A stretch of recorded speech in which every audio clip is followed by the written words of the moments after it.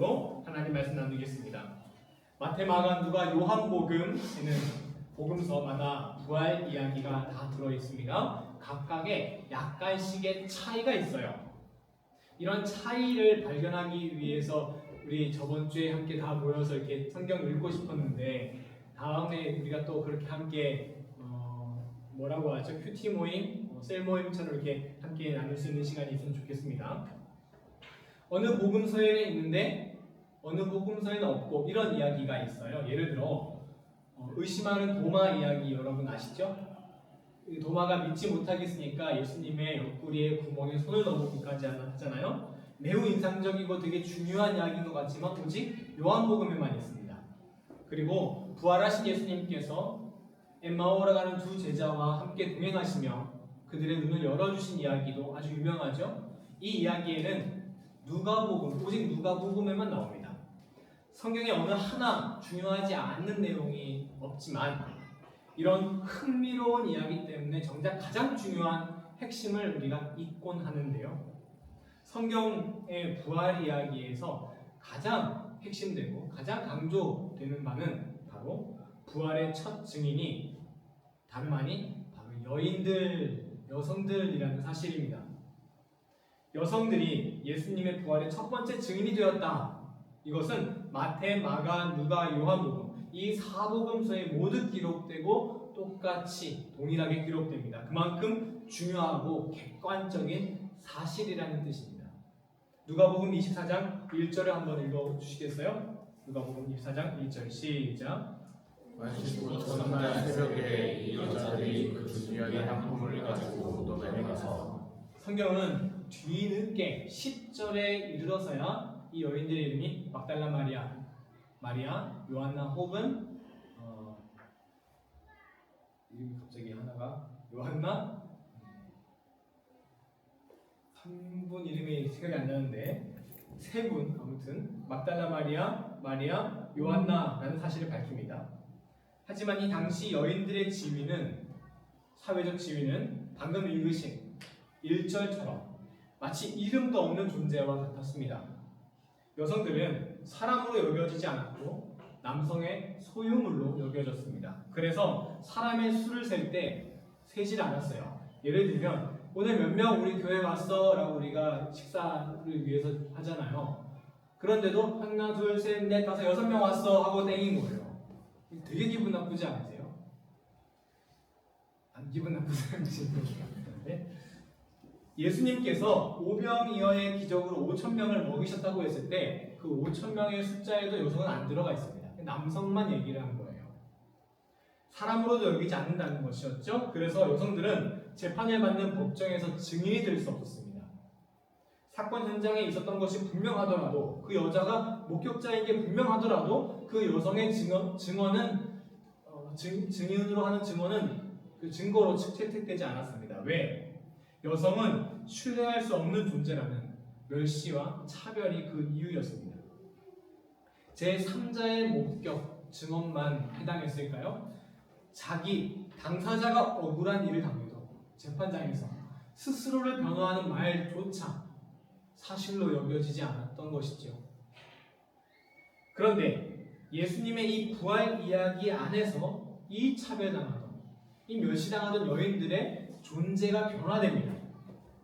성경을 통해 오늘 그 장면을 한번 살펴보겠습니다. 여성들이 변화되는 장면을 말이죠. 누가복음 24장 2절과 3절 이어서 한번 읽어주시겠습니다. 시작. 우리 무덤에서 굴려 옮겨진 것을 보고 돌아오는 주 예수의 시체가 보이지 아니하더라.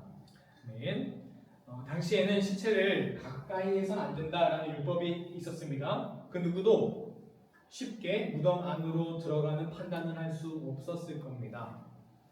여인들은 주변의 남자들에게 도움을 청하거나 수동적으로요 제자들에게 무덤 안으로 들어가 보라고 요청했을 수도 있었습니다. 하지만 이 여성들은 과감하게 스스로 무덤 안으로 들어갑니다. 그리고 누가복음 24장 4절에서 6절의 일이 펼쳐지는데요. 한번 읽어보겠습니다. 4절부터 시작.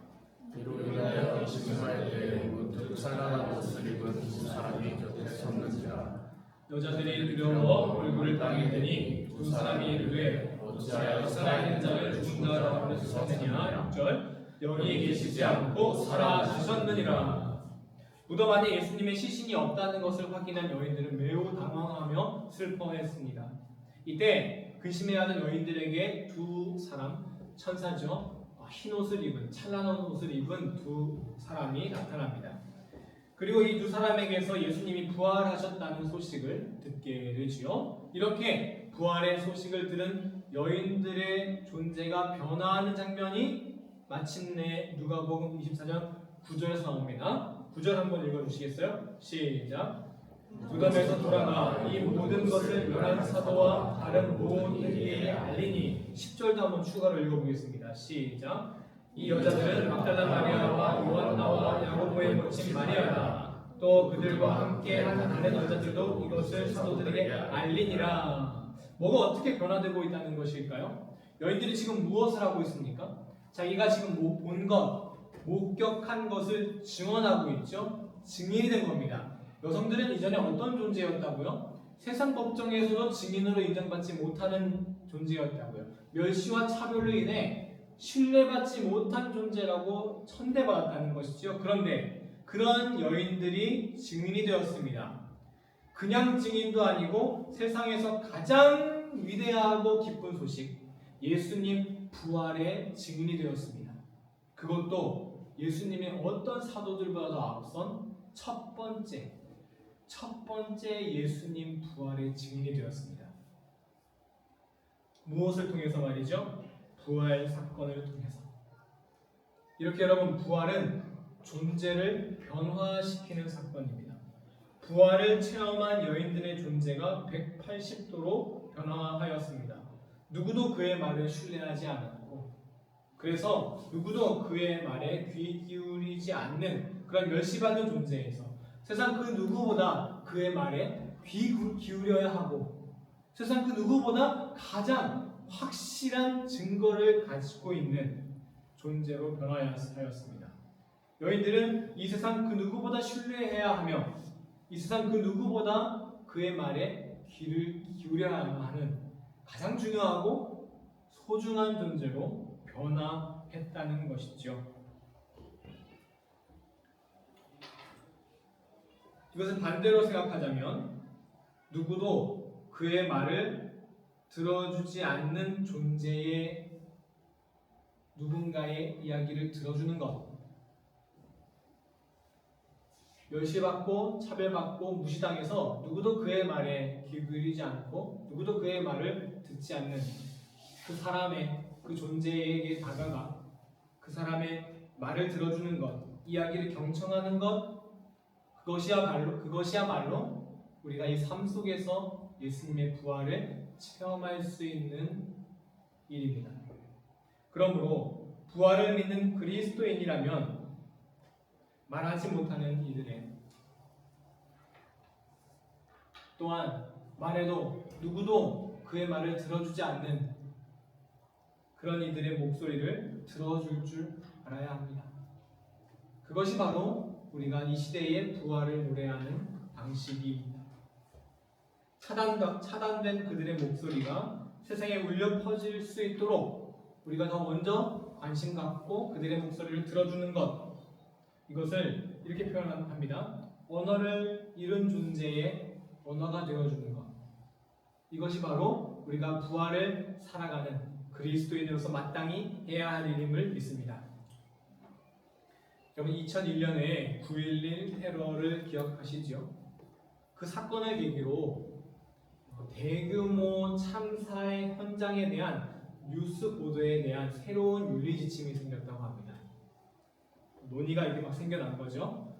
이 새로운 보도 윤리는 대형 참사에서 발생한 그런 인명재해를 단순히 사망 몇 명, 부상 몇 명 이렇게 숫자로만 표현하면 안 된다는 것입니다.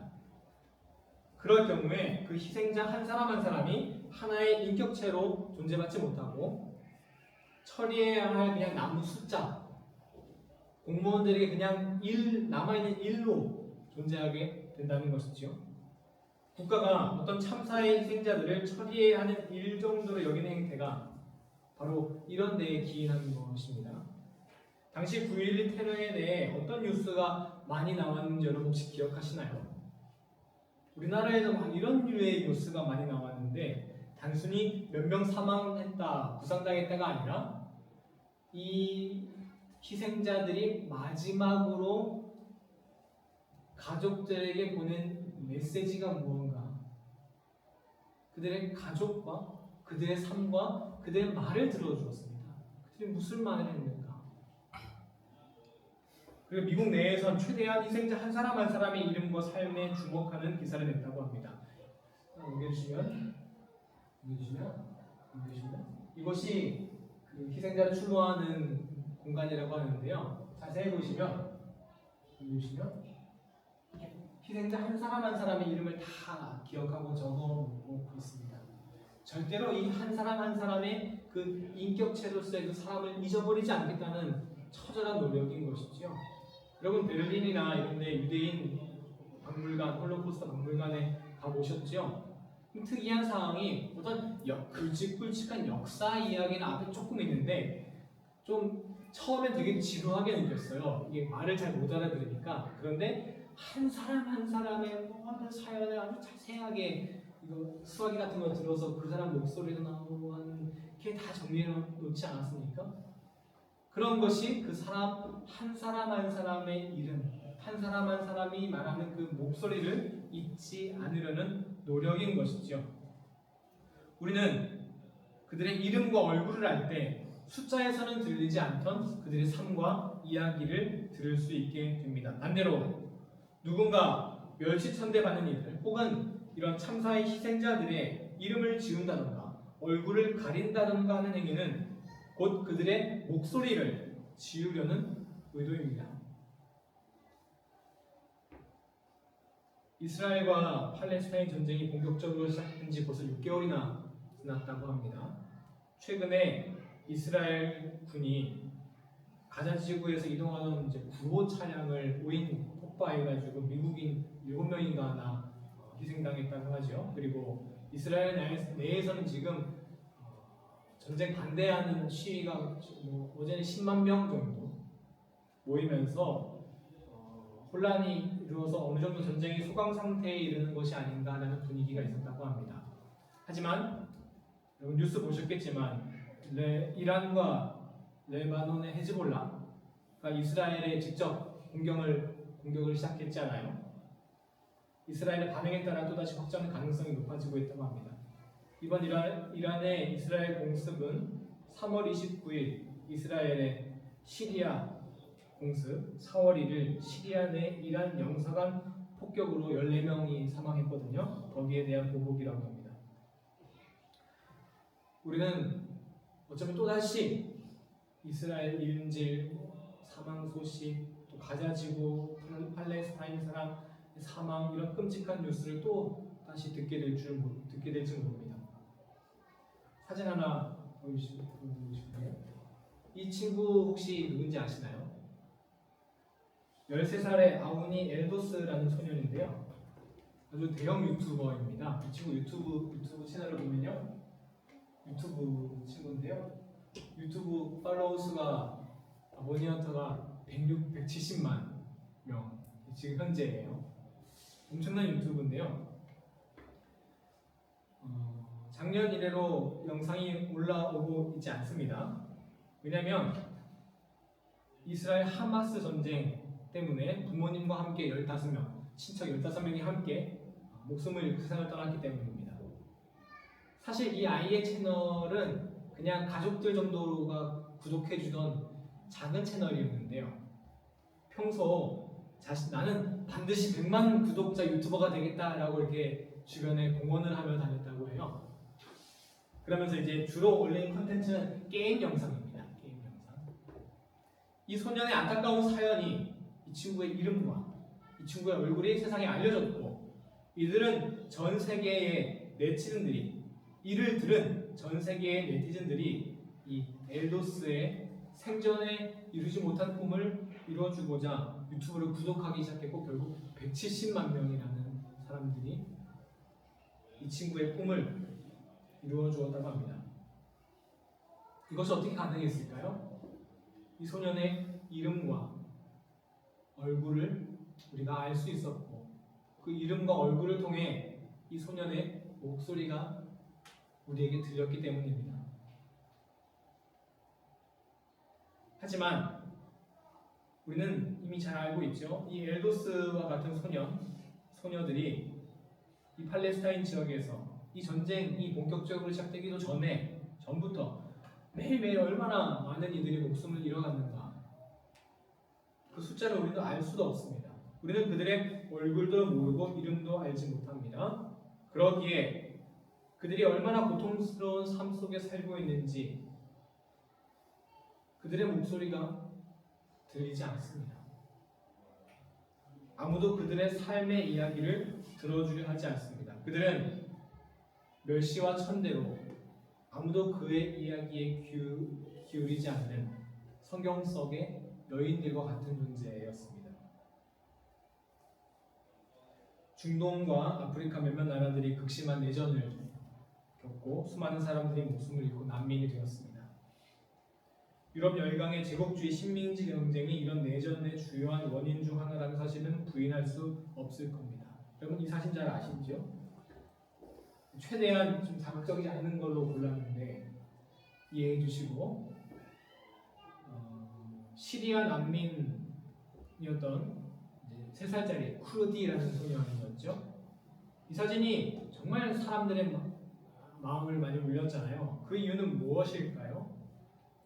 이 사진이 목소리가 차단된 사람들, 아무도 그들의 말에 귀 기울이지 않는 그런 멸시받고 차별받는 사람들, 그런 사람들의 목소리를 세상에 들려주었기 때문은 아닐까요? 예수님의 부활은 누구도 그의 말을 들어주지 않았던 존재, 성경 속에 그 당시 차별받던 그 여성들 자기 재판에 자기 스스로의 증인도 낼 수 없었던 그런 존재가 사도들에 앞서서 세상에서 가장 위대한 증인으로 변화시킨 사건, 그것이 바로 부활의 사건입니다. 누구도 그의 말을 들어주지 않던 사람에서 세상 그 누구보다 그의 말에 귀를 기울여야 하는 중요한 사람이 된 것이죠.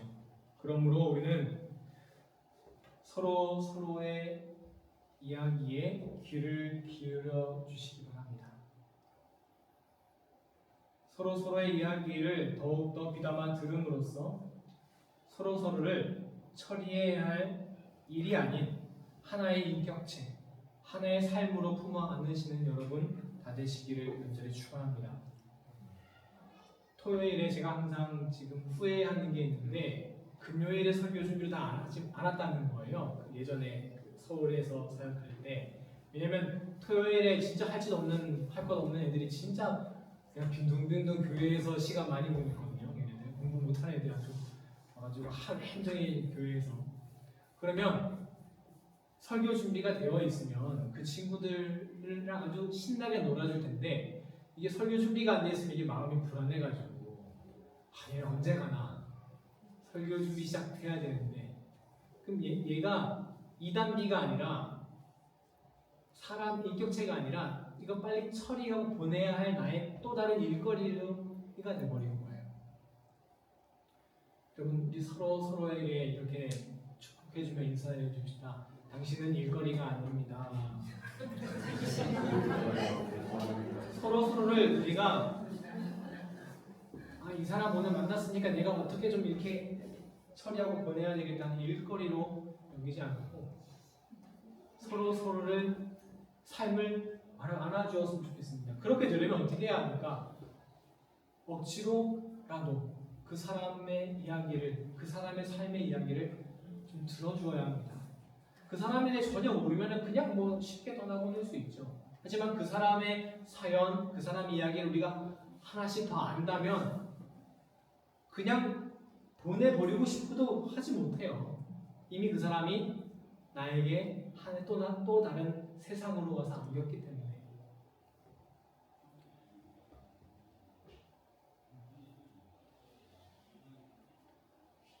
이런 의미에서 우리나라를 살아가는 또한 우리나라를 살아가며 부활의 신앙을 갖고 예수님이 부활하셨다고 노래를 부르는 우리들이 결코 잊어서는 안 되는 사건이 있습니다. 바로 우리 지난주에 지나갔는데 제주 4.3 사건이 가장 대표적입니다. 가장 대표적인 이유는 우리나라 대한민국 역사상 가장 많은 민간인이 한 번에 희생된 사건이 분명하기 때문이죠. 하지만 우리나라 역사 안에서 수많은 이 희생자들의 목소리가 철저히 차단되어 왔습니다. 반국가 세력이라고 그들 이렇게 뭉둥그리잖아요. 이게 그들 이념이 제가 그런 거 얘기할 건 아니고 이렇게 되면 무슨 일이 벌어지냐? 여러분 그 안에 있는 사람들이 얼마나 다양한 사람들이 많겠습니까? 성격도 다르고 이름도 다르고 종교도 다르고 근데 그런 사람들의 하나하나의 인격은 다 무시하고 그냥 뭉뚱그려서 이런 류의 사람 만들어버리는 거예요. 그러면 훨씬 더 잊기 쉬워요. 이런 사람들은 이런 사람이었구나. 치워버리기 너무 쉽죠. 그때 희생당했던 사람들의 숫자가 기록된 것만 14,000명이죠. 하지만 이들을 숫자로 우리는 기억해서는 안 됩니다.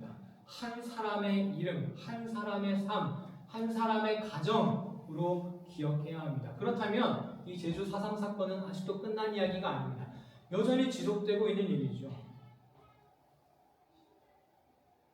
부활을 믿는 그리스도인이라면 이 부활의 사건을 통해 멸시받고 차별받던 여성이 가장 위대한 증인이 된 이 사건을 우리가 믿는다면 우리가 앞서서 목소리가 차단된 멸시받아서 누구도 그들의 말에 귀를 기울이지 않는 존재에게 찾아가 그들의 말을 들어주어야 하지 않을까요? 언어를 잃어버린 존재의 언어가 되어주는 여러분 다 되시기를 간절히 축원합니다. 제가 마이 그 아내랑 이렇게 이야기하다 보면은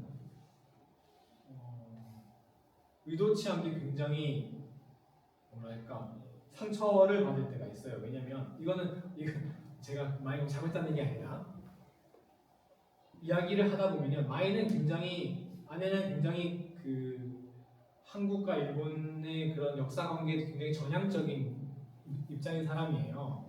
기독교인이기도 하고 그리고 공개적으로 한인 콘서트 사람 엄청 많은 데서 막 제가 죄송합니다 이러기도 굳이 이렇게 하지 말라고 하는데도 하기도 하고 그런 사람인데 그럼에도 불구하고 개별 역사 사건으로 들어가서 이야기해보잖아요. 그럼 굉장히 저에게 상처가 됩니다. 제가 입에 말하기 언급하기가 그런데 우리가 일본의 열받는 일본 우익들이 하는 그 발언들 있죠. 그런 거를 상당 부분 사실로 알고 있어요. 그렇게 전향적인데도 말이죠. 그러면서 일본인들의 현재를 살아가는 일본인들이 잘못이 뭘까? 그들이 우리에게 사과해야 하는 일은 뭘까? 아니 그들이 역사 문제를 사과할 건 없어요, 그렇죠? 그 친구들이 한 일이 아니니까 우리가 그걸로 열받는 거 아니잖아요. 이 친구들의 문제는 뭘까? 직접 희생자들의 목소리를 듣지 않았다는 거예요. 자기가 직접 찾아가서 이분들의 희생자의 목소리가 어떤지 직접 공부하고 찾아 듣지 않았다는 것이죠. 그럼 4.3 사건 지금 제가 이렇게 이야기하는데 지금도 좀 조심스럽고 부사님이 그걸 지금 이렇게 얘기하는데 우리가 지금도 좀 조심스럽잖아요. 우리의 이야기가 이게 차단되어 있는 거예요. 왜 자꾸 똑같은 얘기 계속 또 하냐 아니죠. 끝난 이야기가 아닌데요. 사람들이 자꾸 이제 그만 이야기하자, 그 목소리 좀 들리지도 않게 해라 라는 목소리를 우리 부활을 믿는 그리스도인으로서는 우리는 더욱더 들어야, 끝날 때까지 들어야 합니다. 끝날 때까지 그들이 이야기할 수 있도록 그들의 목소리에 확성기를 붙여주어야 합니다. 이제 내일 모레면 세월호 10주기가 되는 날이라고 합니다. 그리고 또 오늘 그 사이에 이태원 참사, 12구 참사를 겪기도 하죠. 진짜 이제는 그만 좀 하자라는 말이 우리 마음속에 들려올 것 같아요. 하지만 우리가 이제는 그들의 숫자가 150명씩 되지 않습니까? 300명. 그들의 희생자의 목소리, 이야기를 다 들어줄 때까지 끝까지 우리가 그들을 하나의 숫자로 여기지 않고 한 사람 한 사람의 이름을 기억했으면 좋겠어요. 세월호 참사에서 제가 갑자기 연락을 많이 받은 적이 있는데 그 희생자 중에 이제 웃긴 얘기라니 자꾸 죄송하지만 이렇게 이해하고 들어주시면 그 희생자분 이름 중에 한 분이 윤철이라는 이름이 들어가 계신 분이 있어요. 그래서 잊지를 못하는데 제가 그 이름을 기억하니까 어떻게 되냐면 그분의 얼굴이 잊혀지지가 않게 되는 거예요. 기억하게 되는 거예요. 그냥 세월호의 사건이 아니라 이름이 하필 그분이 신윤철이세요. 그러니까 그분이 체육교사시고요. 그리고 그분이 어떻게 마지막까지 아이들을 위해 살리기 위해 노력했는지 그 사연이 그분 어머니가 인터뷰했던 그 내용이 계속 기억이 나는 거예요. 우리가 그들을 한 사람 한 사람을 삶으로 받아주고 목소리가 잊혀지지 않게 계속 들어주는 것이 우리 오늘날 부활을 살아가며 부활을 노래하는 우리 그리스도인의 실천, 우리 사명이 아닐까 합니다. 그리하여서